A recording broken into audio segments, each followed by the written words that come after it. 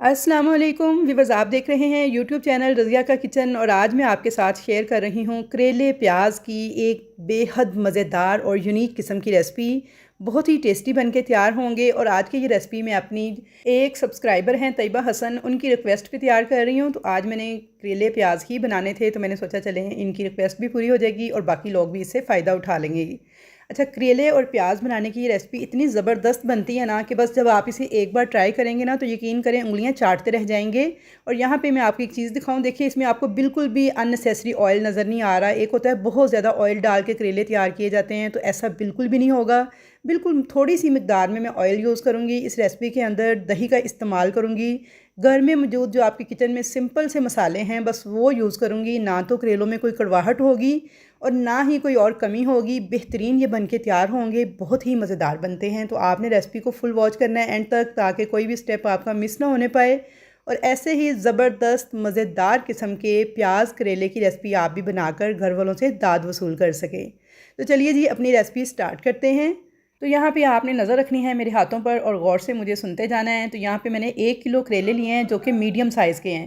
اچھا، کریلے خریدتے وقت آپ نے بہت بڑے بڑے کریلے نہیں خریدنے اور پکے ہوئے نہیں خریدنے، بلکہ اس طرح کے کولے کولے سے میڈیم سائز کے کریلے خریدنے ہیں۔ اس کے بعد اب آپ کی مرضی ہے کہ آپ چاہیں تو اس کے اوپر سے چھلکا نہ بھی اتاریں، اگر ان کو اسی طرح بھی کاٹ لیں گے نا تو پھر بھی یہ بے حد مزیدار پکیں گے اور بالکل بھی کڑوے نہیں ہوں گے۔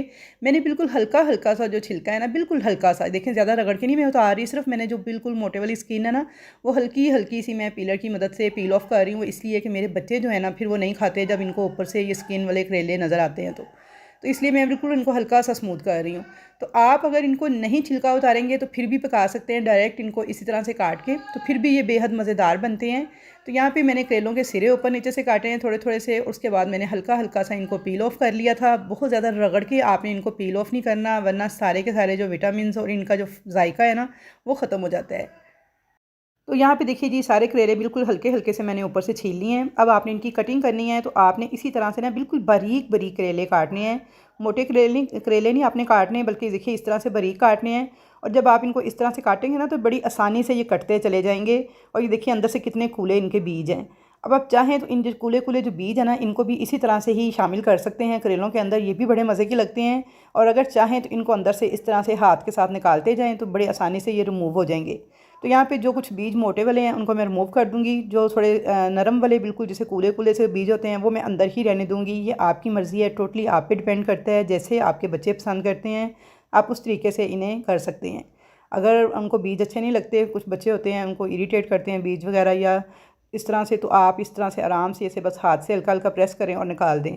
اور اگر آپ کے بیج اچھے لگتے ہیں تو پھر آپ ان کو اندر ہی رہنے دیں، یہ اندر بھی بہت ٹیسٹی بن کے تیار ہو جاتے ہیں، کیونکہ یہ بالکل سافٹ سے بیج ہوتے ہیں، یہ وہ سخت والے بیج نہیں ہیں۔ ہاں سخت والے بیج ہوں تو پھر آپ نے ضرور سے نکال دینے ہیں، وہ اندر بالکل بھی اچھے نہیں لگیں گے۔ تو یہاں پہ دیکھیے جی سارے کریلے جو ہیں ان کی میں نے اس طرح سے باریک باریک کٹنگ کر لی تھی۔ اس کے بعد میں نے زیادہ تر کے اندر سے بیج نکال دیے تھے، کیونکہ میرے بچے بھی جو ہے نا ان کے بھی بہت زیادہ نخرے ہیں، تو بس وہ بھی بیج والے جو کریلے ہیں ان کو پسند نہیں کرتے، تو اس لیے میں نے سارے اندر سے ان کے بیج وغیرہ نکال دیے ہیں۔ تھوڑے تھوڑے سے جو کولے سے بالکل بیج تھے نا وہ میں نے اندر رہنے دیے ہیں۔ اب آ جاتی ہے کریلے کی کڑواہٹ دور کرنے کی باری، تو آپ نے کیا کرنا ہے، دیکھیں میں نے کریلے سارے کٹنگ کر لیے تھے۔ اس کے بعد میں نے 1 کلو یہ کریلے تھے اور میں اس میں سے آدھے پکاؤں گی، آدھے کی ریسپی آپ کے ساتھ شیئر کروں گی، آدھے میں سیو کر لوں گی۔ اب آپ نے کیا کرنا ہے، 2 ٹیبل اسپون نمک لینا ہے بھر کے، اور اس طرح سے کریلوں کے اوپر ڈال دینا ہے، اچھی طرح سے اسے مکس کر دینا ہے کریلوں کے اندر، اور آپ نے اسے 15 سے 20 منٹ کے لیے کور کر کے اسی طرح سے چھوڑ دینا ہے کچن کاؤنٹر پہ ہی۔ تو یہاں پہ 20 منٹ ہو گئے تھے، میں نے کریلوں کو اسی طرح کاؤنٹر پہ چھوڑ دیا تھا نمک لگانے کے بعد۔ اب میں آپ کو دکھاتی ہوں، تو یہ دیکھیے اتنا سارا پانی جو ہے نا کریلوں نے ریلیز کیا ہے، جو کہ ہم نے نمک لگا کے رکھے ہوئے تھے، اور اسی پانی کے اندر کریلوں کی ساری کڑواہٹ بھی نکل کے آ جاتی ہے۔ تو بس یہ ایک ٹپ ہے جی، آپ نے نمک لگانے کے بعد نا کریلوں کو لازماً سے چھوڑنا ہے 20 سے 25 منٹ، اور یہ دیکھیے کتنے سافٹ ہو چکے ہیں، نرم بھی ہو گئے ہیں یہ، اور انہوں نے پانی بھی اتنا زیادہ ریلیز کر دیا ہے۔ تو اب آپ نے کیا کرنا ہے، 3 سے 4 پانی اچھے طریقے سے ان کریلوں کو واش کر لینا ہے، تاکہ سارا نمک وغیرہ جو ہے اس میں سے نکل جائے، اور اس کے ساتھ ہی اس کی کڑواہٹ بھی ساری نکل جائے گی۔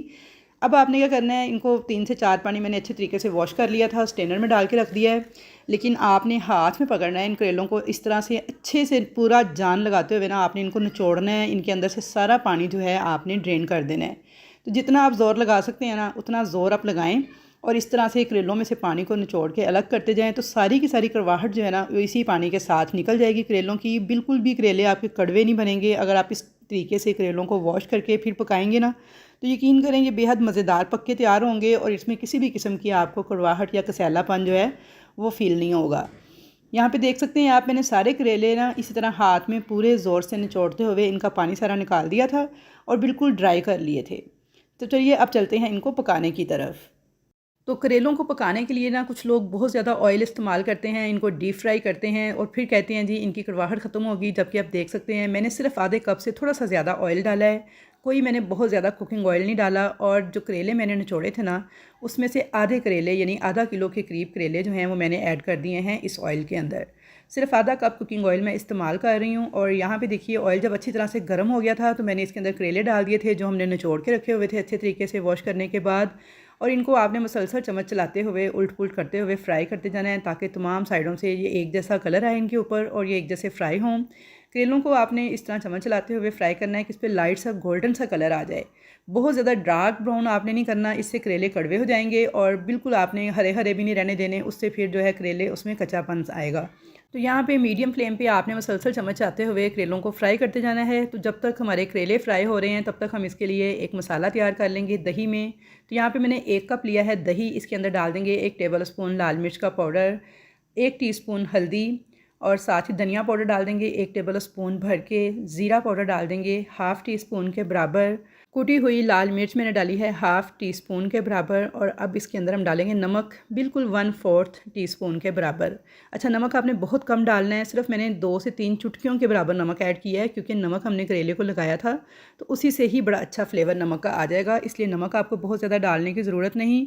½ टीस्पून गरम मसाला पाउडर डाला है मैंने और इन तमाम चीज़ों को ना अच्छी तरह से मिक्स कर लेंगे। बहुत अच्छी तरह से आपने दही को फेंट कर लेना है, आपने बीट किए बगैर दही को इस्तेमाल नहीं करना इस रेसिपी के अंदर। अच्छी तरह से मैंने पहले दही बीट किया था, उसके बाद मसाले ऐड किए हैं और दोबारा से इन्हें मसालों को अच्छी तरह से दही के साथ मिक्स करके आपने एक तरफ रख देना है 3 से 4 मिनट के लिए। तो यहाँ पे देखिए जी करेले हमारे जो हैं बड़े अच्छे से फ्राई हो चुके हैं और फ्राई होने के बाद ये श्रिंक भी हो गए हैं। कलर देखिए इन पर लाइट सा गोल्डन सा आना स्टार्ट हो गया था। तो अब मैं इनको एक प्लेट में निकाल लूँगी। तो यहाँ पे देखिए जी करेलों को आपने इस स्टेज पर बहुत ज़्यादा डार्क कलर का नहीं करना, यानी काले से नहीं करना, वरना इनमें कड़वाहट आ जाएगी और ये जले हुए का जायका देंगे। तो बस आपने इस तरह का लाइट सा कलर आने पे करेलों को ऑयल से निकाल लेना है। अब इसी ऑयल के अंदर मैं डाल दूँगी ½ टेबल स्पून लहसुन अदरक का फ़ाइन पेस्ट और अच्छी तरह से इस लहसुन अदरक के पेस्ट को मैं 1 से 2 मिनट तक फ्राई कर लूँगी, यहाँ तक कि इस पर गोल्डन सा कलर आ जाए ताकि लहसुन अदरक की जो कच्ची स्मेल होती है वो ख़त्म हो जाए। साथ ही मैंने इसके अंदर ½ टीस्पून के बराबर साबुत सफ़ेद ज़ीरा भी ऐड कर दिया है, थोड़ा सा इसको भी मैं भून लूँगी। और अब मैं इसके अंदर डाल दूँगी वो दही वाला मिक्सचर जो कि हमने रेडी करके रखा हुआ था। तो दही वाला मिक्सचर डालने के साथ ही आपने तेज़ी से चम्मच चलाते जाना है ताकि दही की फुटकियाँ ना बनने पाएँ और फ्लेम को आपने लो कर लेना है। तो यहाँ पे मैंने दही वाले मसाले को अच्छी तरह से मिक्स कर लिया था इस ऑयल के साथ। 1 से 2 मिनट तक इसको पकाएंगे। और अब मैंने इसके अंदर एक बड़े साइज़ का टमाटर था जिसे मैंने इस तरह से बारीक काट कर लिया है, ये ऐड कर देंगे और मुसलसल चम्मच चलाते हुए इसे पकाते जाएंगे यहाँ तक कि टमाटर जो हैं बिल्कुल सॉफ्ट हो जाएं और दही का सारा पानी खुश्क हो जाए। तो यहाँ पे देखिए जी टमाटर जो हैं हमारे सॉफ्ट हो चुके हैं, दही का जो पानी था वो भी खुश्क हो चुका है और ऑयल इसने रिलीज़ कर दिया है। मसाला हमारा बहुत अच्छी तरह से भुन चुका है। तो जब इस तरह से मसाले को भूनकर अब करेलों को पकाएंगे तो यकीन करेंगे इतने टेस्टी बन के तैयार होते हैं ना कि बस एक बार आपने इस रेसिपी को ज़रूर से ट्राई करना है और फिर मुझे फ़ीडबैक ज़रूर देना है। यहाँ पे जो करेले हमने फ्राई करके रखे हुए थे इस मसाले के साथ ही इनको ऐड करेंगे। 1 से 2 मिनट तक करेलों को भी इस मसाले के साथ भून लेंगे और इसमें आधा कप के करीब पानी ऐड कर देंगे। अच्छी तरह से मिक्स कर देंगे इस पानी को करेलों के साथ और इसे कवर करके लो फ्लेम पे 5 मिनट तक पकने देंगे। तो यहाँ पे 5 मिनट के बाद देखिए पानी जो है वो ड्राई हो चुका था, करेले जो हैं हमारे वो बहुत अच्छे से सॉफ्ट हो चुके हैं। अब हम इसके अंदर इसे भूनते हुए पकाएंगे 1 से 2 मिनट तक और साथ ही इसमें प्याज ऐड कर देंगे। 4 से 5 मीडियम साइज़ के प्याज थे जिन्हें मैंने इस तरह से रफली हाथ से काट लिया था। कोई कटर वगैरह आपने इस्तेमाल नहीं करना बल्कि छुरी से ही इनको थोड़ा मोटा मोटा ही कट करना है। अच्छी तरह से मिक्स कर लिया है मैंने प्याज को करेलों के साथ और मसाले के साथ। अब इसे कवर कर देंगे और बिल्कुल लो फ्लेम पे आपने इसे 10 मिनट तक दम वाले फ्लेम पे पकने देना है। दरमियान में आपने 1 से 2 बार चम्मच भी चला के इनको उल्ट पुल्ट कर लेना है ताकि ये लगने ना पाएँ। 3 से 4 हरी मिर्चें डाल के कवर करके मैंने इन्हें 10 मिनट के लिए दम पे छोड़ दिया था। दरमियान में मैंने 1 से 2 बार चम्मच चला के इनको उल्ट पुल्ट भी कर लिया था। تو 10 منٹ کے بعد اسے چیک کر رہے ہیں تو ماشاءاللہ اتنے زبردست خوشبودار زبردست قسم کے ٹیسٹ والے ہمارے کریلے پیاز کی ریسپی بن کر تیار ہے۔ بریک کٹا ہوا ہرا دھنیا ڈال کے اس کو سرو کر لیں گے، اور دیکھیں اس میں بالکل بھی آپ کو آئل نظر نہیں آ رہا، جو کہ ایکسٹرا آئل جیسے بہت زیادہ آئل میں کچھ لوگ کریلے پکاتے ہیں، تو ایسا بالکل نہیں ہے۔ بالکل مناسب سے آئل کے اندر میں نے بے حد شاندار مزیدار پیاز کریلے کی ریسپی تیار کی ہے۔ تو آئی ہوپ ویورز کہ آپ کو یہ ریسپی ضرور پسند آئے گی۔ ریسپی اگر پسند آئے تو اسے لائک اور شیئر کرنا مت بھولیے گا۔ چینل پر نئے ہیں تو چینل کو سبسکرائب کر لیجئے گا، اور اچھا سا ایک کمنٹ کر کے اپنی قیمتی رائے کا اظہار ضرور کیجئے گا کہ کیسی لگی آپ کو میری یہ ریسپی اور کیسے آپ کے کریلے بن کے تیار ہوئے۔ تو انشاءاللہ تعالیٰ قیمہ کریلے کی ریسپی کے ساتھ ملاقات ہوگی۔ تب تک کے لیے مجھے دیجئے اجازت۔ اللہ حافظ۔